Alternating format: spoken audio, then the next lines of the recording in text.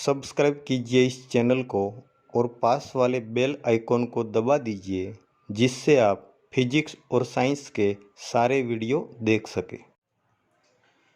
तो मित्रों આપણે છેલ્લે વાત કરી ગતિકીય ઈએમએફ યુ આકારનો વાહક લીધો, વાહકની ભુજા પર કોઈ સળિયો ગતિ કરતો હતો, એના કારણે ગતિકીય ઈએમએફ નું સૂત્ર મેળવેલું BVL। આમ તો જો કે કોઈ પણ વિદ્યુત ભાર હોય એના પર વિદ્યુત ક્ષેત્રના કારણે પણ બળ લાગે, ચુંબકીય ક્ષેત્રના કારણે પણ બળ લાગે। ધારો કે વિદ્યુત ભાર છે Q, તો આના પર બે રીતે બળ લાગે, વિદ્યુત ક્ષેત્રના કારણે બળ લાગે, ચુંબકીય ક્ષેત્રના કારણે બળ લાગે। વિદ્યુત ક્ષેત્રના કારણે બળને કહીએ આપણે F of E, electric force. કેટલું લાગે તો Q into E, કેટલું લાગે Q into E, કોના કારણે? વિદ્યુત ક્ષેત્રના કારણે। ચુંબકીય ક્ષેત્રના કારણે લેવું હોય મેગ્નેટિક ફોર્સ તો કેટલું લાગે તો Q V cross B,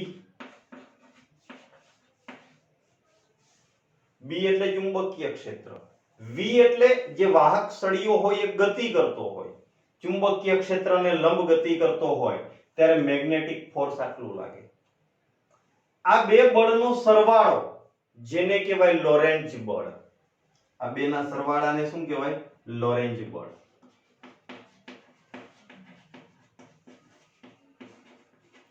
F કેટલું તો કે આ બંનેનો સરવાળો, બંનેનો સરવાળો કરો, કોમન શું નીકળે? Q, બાકી શું વધે? E plus V cross B। આ કયું થયું? લોરેન્જ બળ થયું। એટલે વિદ્યુત ભાર પર વિદ્યુત ક્ષેત્રના કારણે બળ લાગે, ચુંબકીય ક્ષેત્રના કારણે બળ લાગે। જો વિદ્યુત ભારની જગ્યાએ વિદ્યુત પ્રવાહ લઈએ, વિદ્યુત ભાર ગતિ કરતો હોય તો વિદ્યુત પ્રવાહનું નિર્માણ થાય ત્યારે ચુંબકીય બળ કેટલું થાય તો કે I L ક્રોસ B। આ Q V ક્રોસ B હતો ત્યાં શું આવી જાય? I L cross B। જે ધોરણ 10 ની અંદર પણ તમારે એક પ્રયોગ આવતો કે કોઈ વાહકને ચુંબકીય ક્ષેત્રમાં મૂકો, એમાંથી વિદ્યુત પ્રવાહ પસાર કરો તો આ બળ લાગે।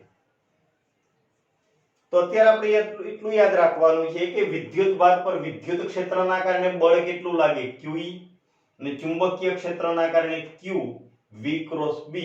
જો Q ની જગ્યાએ તમારે I લેવો હોય તો L ક્રોસ B। આ બેનો સરવાળો જેને શું કહેવાય? લોરેન્જ બળ। હવે આપણે વાત કરતા હતા ગતિકીય ઈએમએફ, વાહકની ગતિના કારણે વિદ્યુત ક્ષેત્રની અંદર ચુંબકીય ક્ષેત્ર બંને બદલાય અને ગતિકીય ઈએમએફ ઉત્પન્ન થાય। તો ગતિકીય ઈએમએફ ઉત્પન્ન થવાનું કારણ શું? કે વાહક સળિયો કોઈ વેગથી ચુંબકીય ક્ષેત્રમાં ગતિ કરે તો પ્રેરિત ઈએમએફ ઉદ્ભવવાનું કારણ શું? આપણે ચુંબકીય ક્ષેત્ર ચોકડી વડે દર્શાવ્યું હતું। આ ચોકડીએ શું બતાવતું હતું?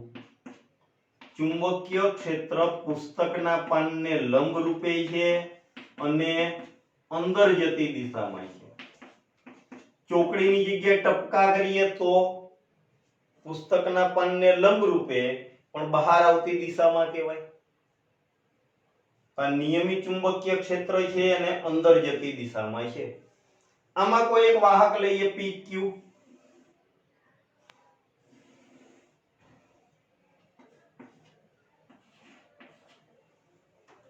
ચુંબકીય ક્ષેત્રને લંબ રૂપે V વેગથી ગતિ કરે છે, V વેગથી ગતિ કરે છે। તો આમાં ઈએમએફ ઉદ્ભવવાનું કારણ શું છે? તો વાહક PQ છે એના પર મુક્ત વિદ્યુત ભાર હોય, તો વિદ્યુત ભાર વાહકની સાથે ગતિ કરે તો એના પર લોરેન્જ બળ લાગે, ચુંબકીય ક્ષેત્રનું બળ અને વિદ્યુત ક્ષેત્રનું બળ, એટલે કે લોરેન્જ બળ લાગે। અને ગતિકીય ઈએમએફ કેવી રીતે ઉત્પન્ન થાય એ સમજાવી શકાય। તો વાહક PQ છે એમાં ધારી લઈએ કોઈ વિદ્યુતભાર કયો હોય છે Q. વાહકમાં વિદ્યુતભાર કયો ધારી લઈએ Q છે. જ્યારે આ વિદ્યુતભાર ચુંબકીય ક્ષેત્રને લંબ રૂપે ગતિ કરે, વેગ કેવો લીધો? ચુંબકીય ક્ષેત્રને લંબ. ચુંબકીય ક્ષેત્ર અંદર હતું, વેગ આમ લીધો, ચુંબકીય ક્ષેત્રને લંબ છે, તો લોરેન્જ બળ કેટલું લાગે? હવે આમાં વિદ્યુત ક્ષેત્ર તો લીધું નથી, માત્ર કયું લીધું છે આપણે? ચુંબકીય ક્ષેત્ર. લોરેન્જ બળમાં વિદ્યુત ક્ષેત્ર 0 એટલે આ તો 0 થઈ ગયું, તો બાકી બળ કેટલું વધે? Q. આ શૂન્ય થઈ ગયું. V cross B. કેમકે વિદ્યુત ક્ષેત્ર નથી એટલે વિદ્યુત બળ નથી એટલે માત્ર કયું રહેશે? ચુંબકીય બળ. હવે V અને B લંબ છે, ક્રોસ ગુણાકાર તો sin ઘટક આવે કે cos? તો sin ઘટક આવે. QVB sin theta. પણ V અને B લંબ છે એટલે ખૂણો કેટલો થાય? 90, અને sin 90 ની કિંમત 1, તો બળ કેટલું થઈ જાય? QVB. શું કર્યું આપણે? એક વાહક લીધો PQ, એના પર કયો વિદ્યુતભાર ધારી લીધો? Q. એ ચુંબકીય ક્ષેત્રને લંબ v વેગથી ગતિ કરે તો એના પર લાગતું લોરેન્જ બળ કેટલું થઈ ગયું? QVB. કેમ કે E શૂન્ય છે એટલે બાકી વધશે QV ક્રોસ B.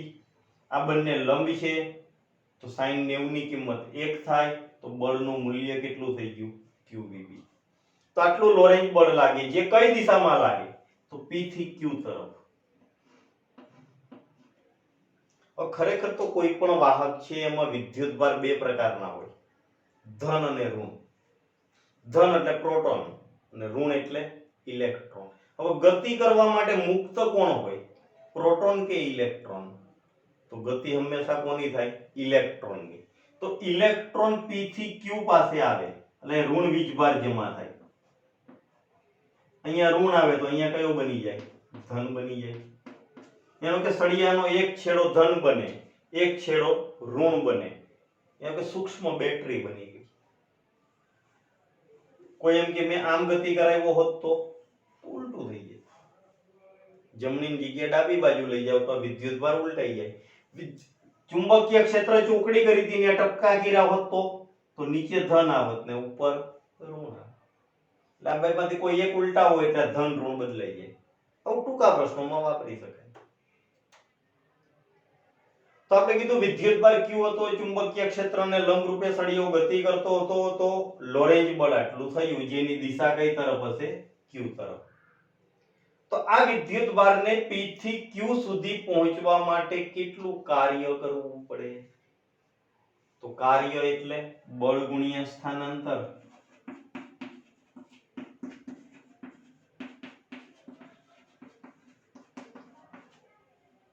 કાર્ય W, બળ કેટલું આવ્યું? QVB. સ્થાનાંતર કેટલું? તો સળિયાની લંબાઈ જેટલું, L. તો કાર્ય કેટલું થઈ ગયું? QVB * L. હવે EMF કોને કહેવાય? EMF એટલે શું? EMF એટલે એકમ વિદ્યુતભાર દીઠ લાગતું બળ. આનું પૂરું નામ આવું છે, electric motive force. Electric motive force, વિદ્યુત ચાલક બળ. એકમ વિદ્યુતભાર દીઠ લાગતું બળ. EMF એટલે એકમ વિદ્યુતભાર દીઠ બળ.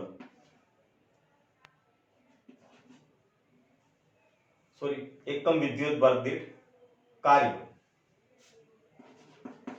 તમારે 10મા ધોરણમાં આવતું કે EMF એટલે ઇલેક્ટ્રિક મોટિવ ફોર્સ. ફોર્સ એટલે બળ નથી, પણ એ શું હતું? એકમ વિદ્યુતભાર દીઠ લાગતું બળ. એકમ ધન વિદ્યુતભારને બેટરીના ઋણ ધ્રુવથી ધન ધ્રુવ સુધી લઈ જવા માટે કરવું પડતું કાર્ય. આવી વ્યાખ્યા હતી. તો EMF, E એટલે W/Q, એકમ વિદ્યુતભાર દીઠ કાર્ય. તો QD હશે, બાકી શું વધશે? BVL. તો EMF નું સૂત્ર શું થઈ ગયું? BVL. જે કાલે આપણે ઉદાહરણથી મેળવેલું, U આકારના વાહકના કારણે. તો અહીંયા પણ સળિયાની ગતિના કારણે મેળવ્યું, તો એ પણ કેટલું આવ્યું? BVL. તો જે લોરેન્જ બળ એના વડે ફેરેડેની શોધનું મહત્વ શું છે?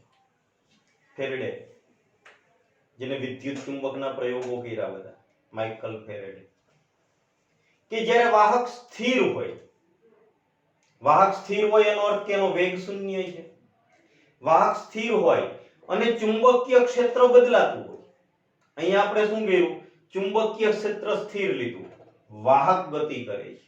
હવે ઉલટું વિચારીએ, વાહક સ્થિર છે અને ચુંબકીય ક્ષેત્ર બદલાય છે, તો એના પર લોરેન્જ બળ કેટલું લાગે? તો લોરેન્જ બળ લેવું હોય તો શું કર્યું? v શૂન્ય લીધો. v શૂન્ય લીધો તો આ પદ શૂન્ય થઈ ગયું, તો બાકી શું વધશે? qe. એટલે કે વેગ શૂન્ય હોય તો માત્ર કયું આવશે? વિદ્યુત બળ qe. ક્યારે? વાહક સ્થિર હોય અને ચુંબકીય ક્ષેત્ર બદલાતું હોય ત્યારે EMF કેવી રીતે પ્રેરિત થાય એ પણ ફેરેડેના પ્રયોગથી ચકાસી શકાય. તો સ્થિર વાહક હોય, સ્થિર વાહક એનો અર્થ કે વેગ કેવો થઈ ગયો? શૂન્ય. તો હવે લોરેન્જ બળ કેટલું થાય? તમે v શૂન્ય મૂકી દો એટલે આ પદ 0 થઈ ગયું, તો કેટલું થઈ ગયું? q. તો આમ બળ માત્ર E ના કારણે ઉદ્ભવે છે એવું કહી શકાય, વિદ્યુત ક્ષેત્રના કારણે. પ્રેરિત EMF સમજવા માટે સમય સાથે બદલાતું ચુંબકીય ક્ષેત્ર વિદ્યુત ક્ષેત્ર ઉત્પન્ન કરે છે. સમય સાથે બદલાતું જતું ચુંબકીય ક્ષેત્ર એ વિદ્યુત ક્ષેત્ર ઉત્પન્ન કરે છે એવી ધારણા કરી શકાય. જેમ ગતિમાન વિદ્યુતભાર હોય, ગતિમાન વિદ્યુતભાર એટલે વિદ્યુતભાર ગતિ કરે છે એટલે પ્રવાહ પણ કહેવાય. ગતિમાન વિદ્યુતભાર કહો કે વિદ્યુત પ્રવાહ કહો, એ સ્થિર ચુંબક પર બળ લગાડે, ટોર્ક લગાડે, બળયુગ્મ એટલે ભ્રમણ કરે. ચુંબકીય સોય આપણે આગળ થિયરી પણ ભણ્યા, ટોર્કનું સૂત્ર મેળવેલું m ક્રોસ b. તો એના પર ટોર્ક લાગે. આનાથી ઉલટું, જો ગજ્યો ચુંબક હોય એટલે કે બદલાતું ચુંબકીય ક્ષેત્ર હોય તો એ સ્થિર વિદ્યુતભાર ઉપર પણ બળ લગાડે. એનો અર્થ કે ગતિમાન વિદ્યુતભાર હોય તો સ્થિર ચુંબક પર બળ લગાડે, ગતિમાન ચુંબક હોય તો સ્થિર વિદ્યુતભાર પર બળ લગાડે. એનો અર્થ કે વિદ્યુત અને ચુંબકત્વ સંબંધિત છે. એ ફેરેડેની શોધનું મહત્વ કહેવાય. એટલે કે વિદ્યુત અને ચુંબકત્વ એકબીજા સાથે સંકળાયેલા છે. એનો અર્થ કે બદલાતું જતું વિદ્યુત ક્ષેત્ર ચુંબકીય ક્ષેત્ર ઉત્પન્ન કરે અને બદલાતું જતું ચુંબકીય ક્ષેત્ર વિદ્યુત ક્ષેત્ર પણ ઉત્પન્ન કરે. હવે યુ આકારનો જે વાહકનો આપણે કાલે ઉદાહરણ લીધું હતું, એના પરથી બીજો એક પ્રશ્ન પણ કહી શકાય કે એમાં જે યાંત્રિક ઉર્જા છે એનું વિદ્યુત ઉર્જામાં અને ઉષ્મા ઉર્જામાં રૂપાંતરણ કેવી રીતે થાય? આકૃતિ યાદ છે? ચુંબકીય ક્ષેત્ર આપણે કેવું લીધું હતું? પુસ્તકના પાનને લંબ અંદર જતી દિશામાં.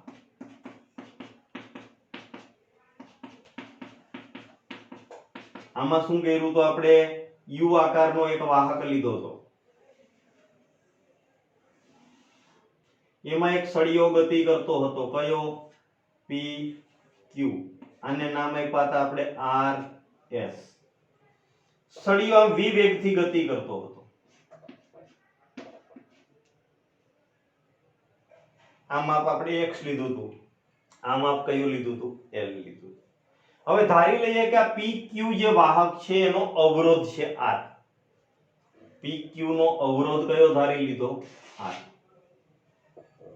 બાકીની ભુજાનો અવરોધ અવગણ્ય છે, એટલે કે rq લો, sr લો, sp લો, આ બધાનો અવરોધ કેવો છે? અવગણ્ય. માત્ર કોને અવરોધ છે? વાહક pq, એનો અવરોધ કયો ધારી લીધો? r. એટલે આખી લૂપ લેવા જાવ pqrs તો એનો અવરોધ કેટલો લઈ શકાય? r. હવે આ સળિયાને આગળ પાછળ ખસેડો તો કોઈ અવરોધ બદલાશે નહીં, પણ વાહક સળિયો ગતિ કરે તો EMF પ્રેરિત થાય છે, BVL. તો એના કારણે વિદ્યુત પ્રવાહ રચાય. તો આ વિદ્યુત પ્રવાહ I કેટલો થાય? ગતિકીય EMF ના કારણે પ્રેરિત થતો પ્રવાહ I, E/R ઓહમના નિયમનું સૂત્ર I બરાબર V upon R. V ની જગ્યાએ આપણે EMF લઈએ છીએ E. પણ આ E કેટલો આવતો હતો BVL, તો BVL upon R. આટલા પ્રવાહનું નિર્માણ થાય. ચલો બળ લેવું હોય PQ પર લાગતું બળ F. પ્રવાહનો ઉપયોગ કરવો હોય તો કયું લેવાનું કીધું હતું I. L cross B. હવે L અને B પણ લંબ છે. B અંદર તરફ હતું, L ઊભો છે તો એ પણ લંબ છે, તો બળનું મૂલ્ય કેટલું થઈ જાય F બરાબર ILB. કેમ કે sin 90 ની કિંમત કેટલી થઈ જાય 1. હવે આ I નું સૂત્ર અહીંયા મૂકો તો શું થાય BVL upon R.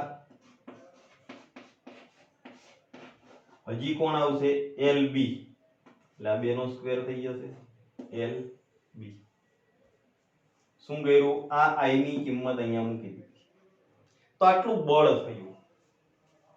તો આ બળના કારણે આપણે કીધું કે PQ જે વાહક છે ગતિ કરતો હતો તેના પર બળ કયું લીધું F બરાબર IL ક્રોસ B. I કેટલો લીધો BVL upon R, તો બળ આટલું થયું.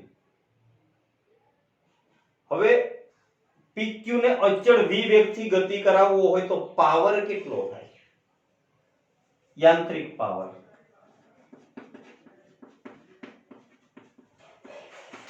P, તો બળ ગુણ્યા વેગ F into V. તો હજી આને v વડે ગુણો શું થઈ જાય b square v square l square upon r. આ શું મળશે તમને યાંત્રિક પાવર મળશે. પણ યાંત્રિક ઉર્જાનું જૂલ ઉષ્મામાં રૂપાંતર થાય. જૂલ ઉર્જા જૂલ પાવર લઈએ P of J I square r. I square આનો સ્ક્વેર કરો b square v square l square upon r square into r. તો એક r ઉડી જાય, ફરી આના જેવું થઈ ગયું. એમ કે જેટલો યાંત્રિક પાવર વપરાયો એટલો જૂલ પાવર જૂલ ઉષ્મા તમને મળી. એટલે કે તમે જેટલી યાંત્રિક ઉર્જા વાપરી વાહક સળિયાને ગતિ કરાવવા માટે તમે જે કાર્ય કર્યું, તમે જે યાંત્રિક ઉર્જા વાપરી એટલી તમને સામે શું મળશે જૂલ ઉષ્મા મળશે. તો આજે વાત કોની કરી આપણે વાહક સળિયો જ્યારે ચુંબકીય ક્ષેત્રને લંબ ગતિ કરે તો EMF ઉદ્ભવવાનું કારણ શું. એની પહેલા આપણે એક ચર્ચા કરી વિદ્યુતભાર પર બે પ્રકારના બળ લાગે, વિદ્યુત બળ અને ચુંબકીય બળ, ઇલેક્ટ્રિક ફોર્સ ને મેગ્નેટિક ફોર્સ. વિદ્યુતભારની જગ્યાએ વિદ્યુત પ્રવાહ લેવો હોય તો કૌંસમાં L ક્રોસ B. આ બેનો સરવાળો એને શું કહેવાય લોરેન્ઝ બળ. હવે કારણની વાત કરીએ તો વાહક PQ જ્યારે PQ માં મુક્ત વિદ્યુતભાર હતા એ ગતિ કરે તેના પર લોરેન્ઝ બળ લાગે. તો ધારી લીધું PQ પર વિદ્યુતભાર કેટલો છે Q છે. જ્યારે આ સળિયો ચુંબકીય ક્ષેત્રમાં લંબ રૂપે v વેગથી ગતિ કરે તો એના પર લોરેન્ઝ બળ કેટલું લાગે તો F q v cross b. કેમ કે માત્ર ચુંબકીય ક્ષેત્ર લીધું છે, વિદ્યુત ક્ષેત્ર શૂન્ય એટલે આટલું વધે. પણ v અને b લંબ છે એટલે કેટલું થઈ જાય qvb. તો આટલું બળ લાગે. કાર્ય એટલે બળ ગુણ્યા સ્થાનાંતર. બળ આટલું થયું. સ્થાનાંતર તો વિદ્યુતભાર ક્યાંથી ક્યાં આવતો તો P થી Q સુધી એટલે આટલું સ્થાનાંતર થયું એટલે લંબાઈ કેટલું થયું L. EMF એટલે એકમ વિદ્યુતભાર દીઠ કાર્ય એટલે કાર્ય ભાગ્યા વિદ્યુતભાર. તો Q વડે ભાગી નાખો બાકી શું વધશે BVL. બીજી આપણે વાત કરી કે લોરેન્ઝ બળ વડે ફેરેડેની શોધનું મહત્વ શું. તો જ્યારે વાહક સ્થિર હોય અને ચુંબકીય ક્ષેત્ર બદલાતું હોય. અહીંયા શું કર્યું ચુંબકીય ક્ષેત્ર સ્થિર હતું, વાહકનું વેગ હતો. વાહક સ્થિર લેવો છે અને ચુંબકીય ક્ષેત્ર બદલાતું હોય તો EMF કેવી રીતે પ્રેરિત થાય એ ફેરેડેના પ્રયોગથી જાણી શકાય. ધારો કે સ્થિર વાહક લઈએ એટલે વેગ કેવો લેવાનો 0. વેગ 0 લો એટલે આ પદ 0 થઈ ગયું તો બળ કેટલું વધે QE જેટલું. એટલે કે આ બળ માત્ર E ના કારણે ઉદ્ભવે એવું કહી શકાય. હવે પ્રેરિત ઈએમએફ સમજવા માટે શું કરવાનું, તો કે સમય સાથે બદલાતું ચુંબકીય ક્ષેત્ર એ વિદ્યુત ક્ષેત્ર ઉત્પન્ન કરે એવી ધારણા કરી શકાય. તો આગળ મેં કીધું ગતિમાન વિદ્યુત ભાર એ સ્થિર ચુંબક ઉપર ટોર્ક લગાડે, બળ લગાડે. આથી ઉલટું લઈએ તો બદલાતું ચુંબકીય ક્ષેત્ર હોય એ સ્થિર વિદ્યુત ભાર પર બળ લગાડે. કે વિદ્યુત ક્ષેત્રથી ચુંબકીય ક્ષેત્ર ઉત્પન્ન થાય અને ચુંબકીય ક્ષેત્રના કારણે વિદ્યુત ક્ષેત્ર ઉત્પન્ન થાય. એનો કે વિદ્યુત અને ચુંબકત્વ એકબીજા સાથે સંબંધિત છે, સંકળાયેલા છે. એ ફેરેડેની શોધનું મહત્વ છે. બીજું કીધું આપણે યુ આકારના વાહક પર જે સળિયો સરકતો હતો, ગતિ કરતો હતો, એના કારણે યાંત્રિક ઉર્જાનું વિદ્યુત ઉર્જામાં રૂપાંતરણ કેવી રીતે થાય, એના પાવરના સૂત્ર મેળવો. તેના માટે શું ધારણા કરવાની કે PQ નો અવરોધ કેટલો ધારી લેવાનો, R. બાકીની ભુજાના અવરોધ કેવા લેવાના, અવગણ્ય. એટલે આખી લૂપ બંધ ગાળાનો અવરોધ કેટલો થાય, R. પણ સળિયો ગતિ કરે તો પણ અવરોધ બદલાશે નહીં. પ્રેરિત ઈએમએફ ના કારણે વિદ્યુત પ્રવાહ I કેટલો હતો કે E/R, તો BVL/R. તેના પર લાગતું બળ L × B, L અને B લંબ છે એટલે કેટલું થઈ જાય, ILB. I નું સૂત્ર મૂકી દો એટલે બળ થઈ ગયું. તો યાંત્રિક પાવર એટલે બળ ગુણ્યા વેગ, તો આને વેગ વડે ગુણો એટલે v² થઈ ગયો. આ યાંત્રિક ઉર્જા જૂલ ઉષ્મા ઉર્જા રૂપે વ્યય પામે, તો જૂલ પાવર I²R. I² એટલે આનો સ્ક્વેર કરો ઇન્ટુ R, તો એક R ઉડી જાય. તેનો અર્થ કે યાંત્રિક પાવર અને જૂલ પાવર બંને કેવા થયા, સરખા. એમ કે જેટલી યાંત્રિક ઉર્જા વપરાણી સળિયાને ખસેડવા માટે તમે જે કાર્ય કર્યું એ યાંત્રિક ઉર્જા, એટલી સામે તમને શું મળે છે, જૂલ ઉષ્મા મળે. એટલે કે યાંત્રિક ઉર્જાનું રૂપાંતરણ શેમાં થયું, જૂલ ઉષ્મામાં. અને પાવરનું સૂત્ર લેવું હોય તો કયું લેવાય, B² V² L²/R. B એટલે ચુંબકીય ક્ષેત્ર, V એટલે વાહકનો વેગ, L એટલે વાહકની લંબાઈ અને R એટલે વાહકનો અવરોધ.